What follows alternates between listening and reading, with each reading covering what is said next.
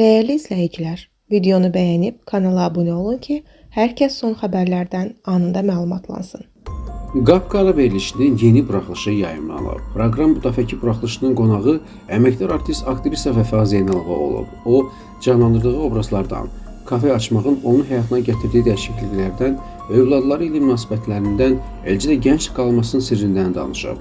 Biznesi ilə bağlı sualı cavablandıran əməkdar artist qeyd edib ki, kafe işlətməyə başlayandan sonra insanlarla ünsiyyətdə olmağın nə qədər vacib olduğunu anlayıb. Gün ərzində bir neçə nəfərlə ünsiyyətdə olduqdan sonra gördüm ki, bu vaxta qədər düz yaşamamışam. Sən demə, insanlarla ünsiyyətdən qaçmaq lazım deyilmiş. Onların dərdlərini, problemlərini, fikirlərini, həyata baxışlarını dinləmək məni çox dəyişdi. Uşaqların tərbiyəsində valideynlərin rolunu da münasibət bildirən aktrisa söyləyib ki, onlara yox sözünü deməyi bacarmaq lazımdır. Özüm də qadağalarla böyümüşəm, bilmişəm ki, nəyi etmək olar, nəyi yox. Rəfiqələrim evimə qonaq gələndə uşaqlarımızın bizim söhbətimizə müdaxilə etməyə ixtiyarları yox idi.